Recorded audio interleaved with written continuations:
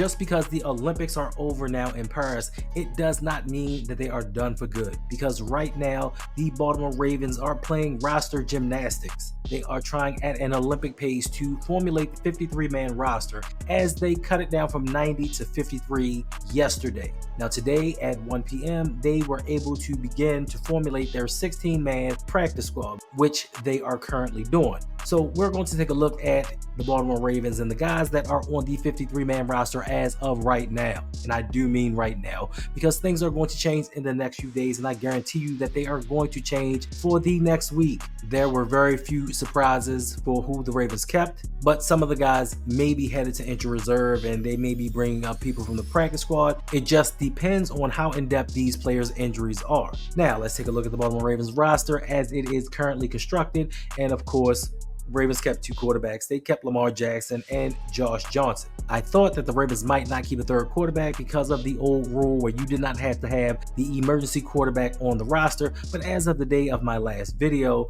they said, you know what, no more free roster spots. You are going to have to account for having a third quarterback on the roster, which is a damn shame because we saw what happened in the playoffs to the San Francisco 49ers when Brock Purdy and, ironically, Josh Johnson went out and Christian McCaffrey had to be the emergency quarterback. Didn't look good for them, but hopefully the Baltimore Ravens will not come across any of these problems and we will never need Josh Johnson or a third quarterback at all until the final week or two of the season when the starters are rested, because you know they're not going to play the last couple games of the season. We haven't learned our lesson, but I digress. As far as the running backs go, the Ravens kept Derrick Henry, they kept Justice Blind Man Hill, and to many surprise, they kept Rasheen Ali. Now, with Owen Wright breaking his foot, it was speculation the Ravens were going to keep a third running back, and Ali was that guy. But he right now might be injured, so there's a possibility he could go on injured reserve. They may swing it around and put him on the practice squad because as of today, they signed running backs Collier and Kelly. So we don't know what they're going to do right now with that third running back position. Now, as far as fullback goes, of course, Hard R is here to stay. For some reason, we just can't seem to get rid of this guy, even though we are heading into the 2024 season and we still deploy a fullback. But if we did not feature a fullback, it would not be the Baltimore Ravens way. Now, as far as the wide receivers go, of course, you have your usual suspects in Zay Flowers, Rashad Bateman, and Nelson Aguilar. Also, Tylan Wallace made the roster after a good preseason, and rookie Devontae Walker made it, even though he's nursing a rib injury, which could be another IR stash. We don't know what they're going to do with him because we don't know the extent of his rib injury, but he did not really get to play much, nor did he get a lot of targets during the preseason, so we actually don't know what this young man can do. Now, to my surprise, but not really a surprise, the Ravens kept Deontay Hardy with his guaranteed $1 million and his return capabilities. Not going to give you much at the wide receiver option, but he is and should be the return specialist. I personally thought that the Ravens were going to keep Dayton Wade and hope that they would, but they brought him back on the practice squad just to work with him a little bit more, and hopefully maybe in the future he can be called up and do some things, because he and Tylan Wallace were the two best wide receivers that the Ravens had during the preseason. Of course, you have Mark Andrews, Isaiah Likely, and Charlie Kolar. This was the one position that we knew. Outside of the starting quarterback position and starting running backs, no break on offense, that is, especially. Now, when it comes to the offensive linemen, told y'all, 10 offensive linemen. Nailed it. Because the Ravens had so much uncertainty with the offensive line, but we will get into that a little bit later. The 10 offensive linemen that the Ravens kept were Tyler Linderbaum, Ronnie Stanley, Andrew Voorhees, Daniel Faalele, Ben Cleveland, Patrick McCarry, Roger Rosengarten, Salah, and Josh Jones. I hope there's 10. I hope I got them all. Yeah, it really doesn't matter. They'll jumble them up and throw them in there, however which way they fit. But the Ravens did keep 10 offensive linemen. Oh, and I also forgot to mention Nick Samak, but he is also injured and we really don't know what they're going to do with him. Maybe an IR stash, maybe an IR for potential to return.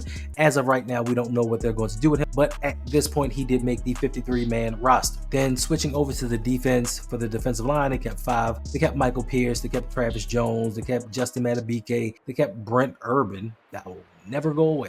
And they kept big money Broderick Washington. As far as the linebackers go, they kept 9 of them. They kept Roquan Smith, Trenton Simpson, Malik Harrison, Adisa Isaac, who is hurt again, miraculously, which I don't understand. You don't get on the field. How do you consistently keep getting hurt? another IR stash, maybe. Don't know what they're going to do with him because we do not right now know the extent of his injury. They also kept Chris Board, Kyle Van Oy, David Ajabo, Odafe Owe, and Tavius Robinson. As far as the cornerback position goes, they kept Nate Wiggins, Marlon Humphrey, Brandon Stevens, Jalen Armour Davis, and TJ Tampa. Now, this is where the surprise came in a little bit. Now, some people were not surprised, but the Ravens kept 6 safeties on this roster. And some really don't count our Darius Washington because they believe he can slide over to the slot corner if needed, but they technically kept 6 safeties. They kept Kyle Hamilton, Marcus Williams, Eddie Jackson, R. Darius Washington, and they kept Bull Braid and Sanusi King. And this of all may have been the biggest surprise of the Ravens 53-man roster, which isn't that big of a surprise at all, but 6 safeties, 10 offensive linemen.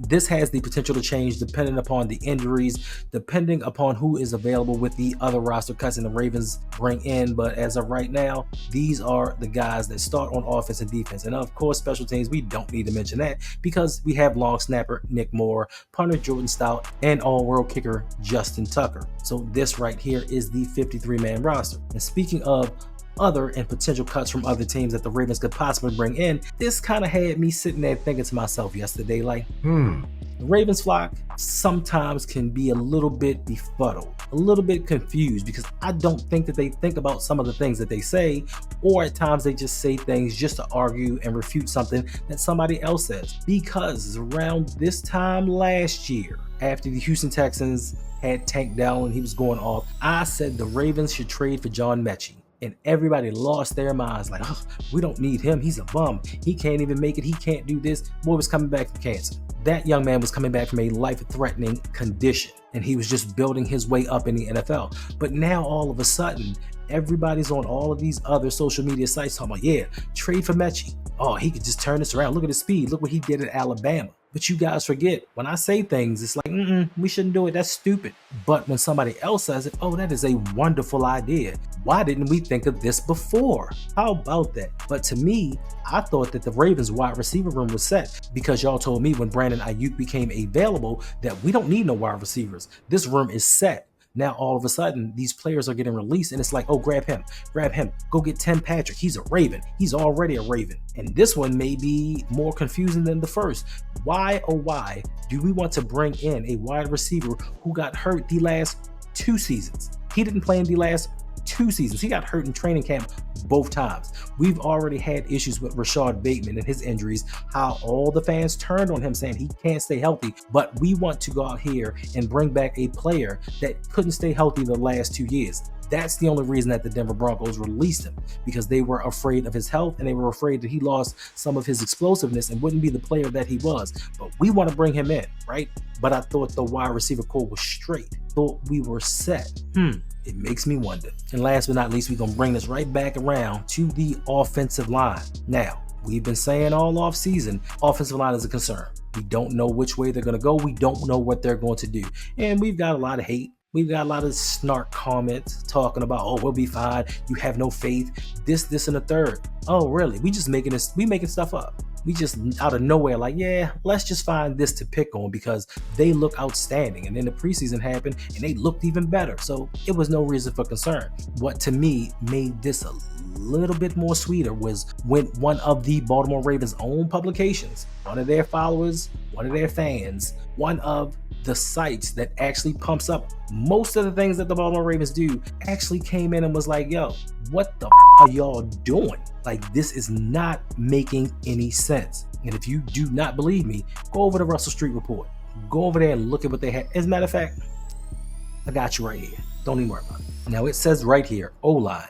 I've beaten this drum over and over. The lack of attention and cap resources invested in the offensive front is borderline appalling. I've also beaten the drum that the Ravens' brain trust has forgotten more about football than I'll ever know. But to think that newbies Voorhees, Faalele, assuming that he is the starter, and Rosengarten can help the team get the most out of Derrick Henry is naive at best. And while we're on the subject of offensive line, shouldn't you start the best 5? And isn't Patrick McCarry among them? Enough with this potential versatility. Now, this is something that I've told y'all for the longest time. Pat McCarry's career has lived off of versatility. oh, he can play many positions, but he's not been called on to play many positions at many times. He's just a roster spot with the potential to be something that we hope that he can be. But they got it right. If you are one of the best five, why are you not out on the field year in and year out? Because we've had issues with this offensive line over the past 3 seasons, and he's just sitting there coming off the bench.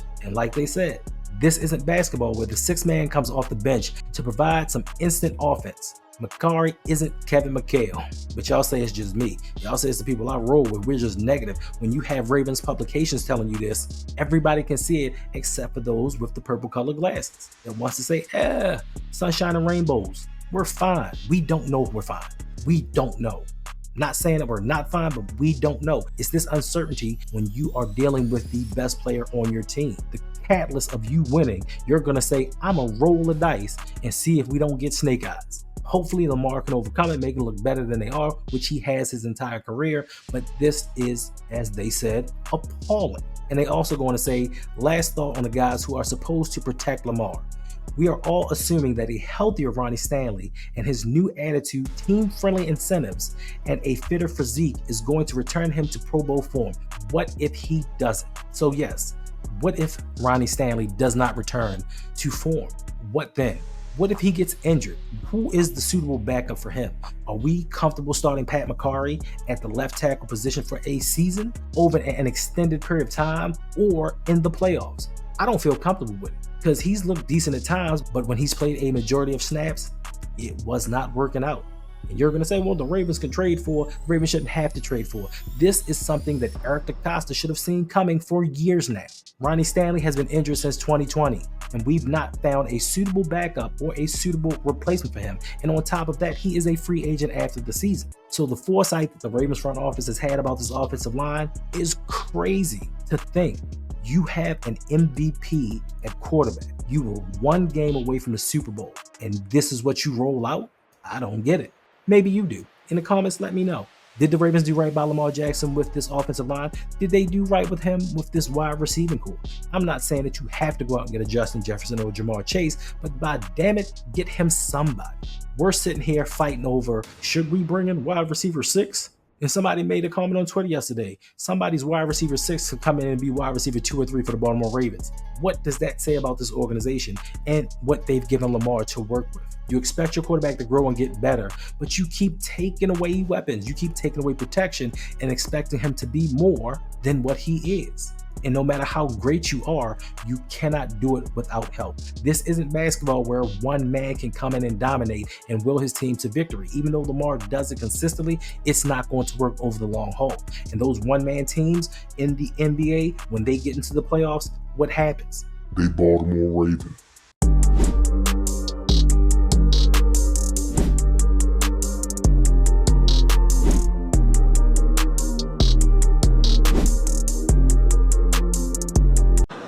Nah, man, I'm cool.